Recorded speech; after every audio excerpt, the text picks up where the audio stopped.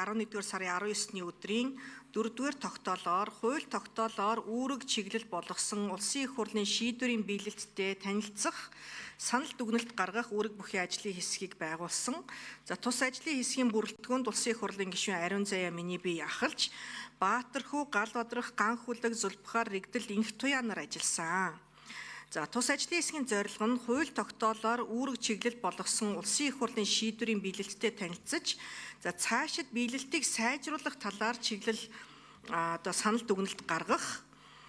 Энэ хугацаанд улсын их хурлын тамгын газрын үнэлгээ, мониторингийн газар болон салбарын яамдын хяналт шинжилгээ үнэлгээ дотоод аудит хариуцсан нэгжийн албан тушаалтнуудыг оролцуулан сүүлийн 10 жилийн байдлаар хууль тогтоолоор үүрэг чиглэл болгосон улсын их хурлын шийдвэрийн бүртгэл явцын тайлан биелэлтийн мэдээлэл, за засгийн газраас ирүүлсэн хяналтаас хасах санал болон холбогдох 4 яамны саналыг нэг бүрчлэн хянан үзсэн болно.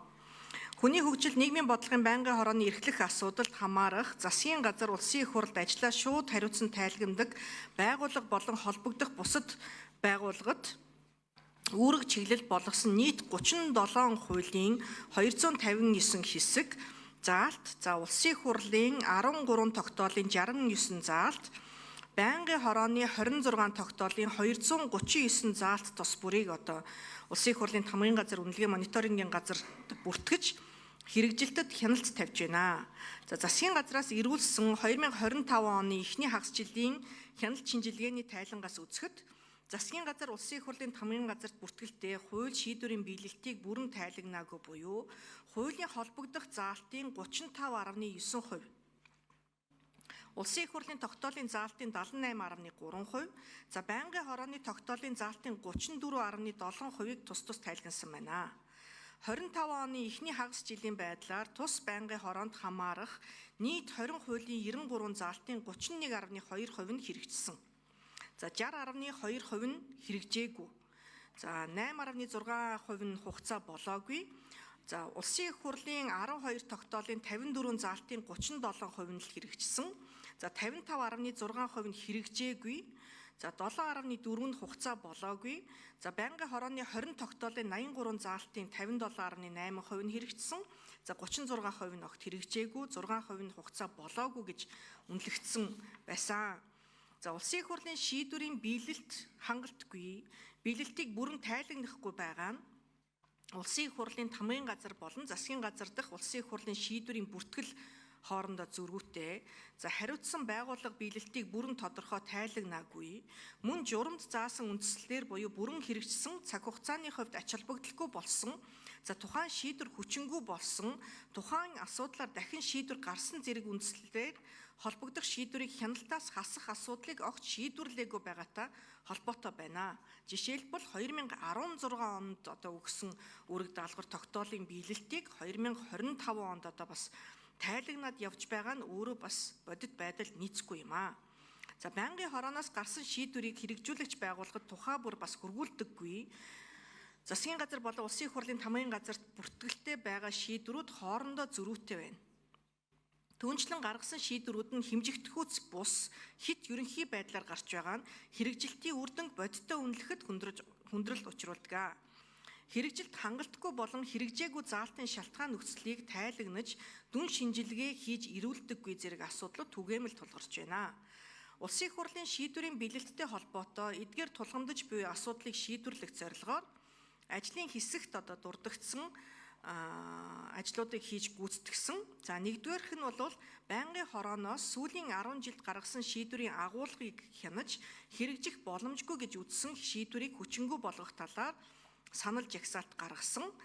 За хүчингүй болгох гэдэгтээ илүүтэй хяналтаас гаргах цаашид үнэлгээ хийх шаардлагагүй гэж үзсэн зүйл заалтуудын жагсаалтыг гаргасан.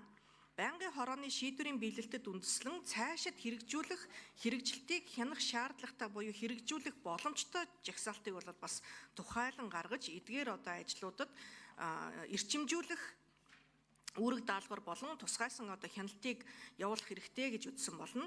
За хүний хөгжил, нийгмийн бодлогын байнгын хорооны эрхлэх асуудалд хамаарах хууль, улсын их хурлын шийдвэр, холбогдох заалтаас бүрэн хэрэгжсэн цаг хугацааны ач холбогдолгүй болсон, хүчингүй болсон тухай асуудлаар дахин шийдвэр гаргасан үндслээр 31 хуулийн 140 заалт, Улсын их хурлын 11 тогтоолын 28 заалт, байнгын хорооны 19 тогтоолын 108 заалтыг хяналтаас хасах жагсаалтыг гарган нэгдүгээр хавсралтаар тогтоолоор батлах ийм жагсаалтыг бол гаргасан, та бүхэн тараасан болно.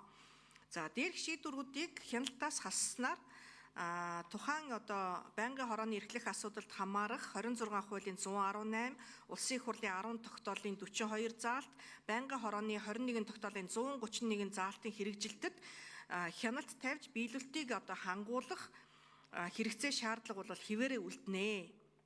Энэхүү шийдвэрийн талаарх мэдээллийг засгийн газар Улсын их хурлд ажлаа шууд хариуцсан тайлгнадаг байгууллагад хүргүүлснээр шийдвэрийн зөрүүтэй байдлыг арилгах, хэрэгжүүлэгч байгууллагуудын Улсын их хурлын шийдвэрийн талаарх бодиттой бүрэн зөв мэдээллээр хангах боломж бас бүрдэнэ гэж үзэж байгаа.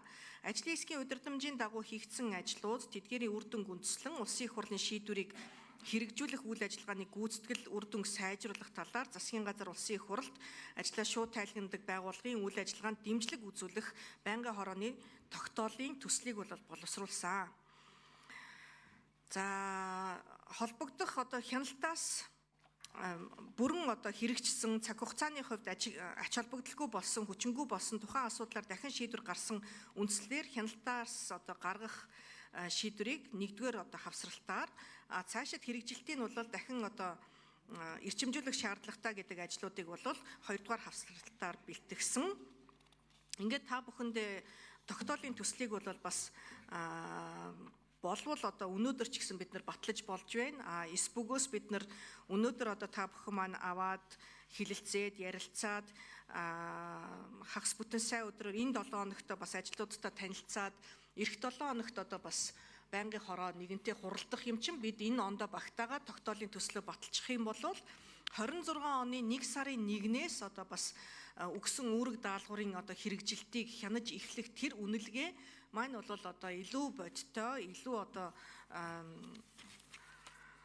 бодит үнэнд нийцсэн ийм үнэлгээ гарах юм болов уу гэж бодож байгаа. Ер нь альва өгсөн үүрэг даалгаврын биелэлт нь 30% нь биелсэн, 60-70% нь огт биелээгүй байна гэдэг маань өөрөө эргээд тухайн байгууллагуудын ажлын үнэлгээнд ч гэсэн сөргөөр мэдээж нөлөөлдөг.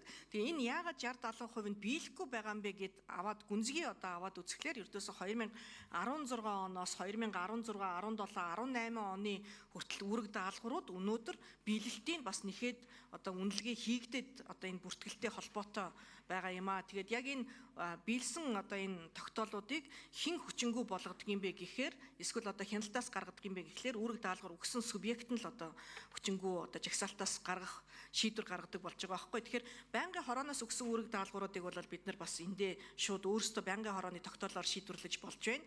Улсын их хурлын тогтоолоор өгсөн үүрэг даалгавруудыг манай байнгын хорооны хамрах асуудлын хүрээнд харьяалах асуудлын хүрээнд хамарж байгаа болвол бид нар бас хүчингүй болгох Улсын их хурлын тогтоолыг бас санаачлан оруулах ийм боломжтой байгаа юм аа. Тэгээ манай энэ байнгын хорооны ажлаас хамаарч бусад байнгын хороод ер нь Улсын их хурл өөрөө энэ өгж байгаа үүрэг даалгаврууд нь бодиттой хэрэгжихүүц цаг хугацаанд нийцсэн байх тал дээр бас анхаарч явахгүй бол болохгүй юм байна гэдэг ийм нэгдсэн үнэлэлт үнэлгээнд бол дүгнэлтэд хүрч байгаа юм аа. Тэгээд та бүхэнд тогтоолын төсөл болон хавсралтуудыг тараасан байгаа. Анхаарал тавьсанд баярлалаа.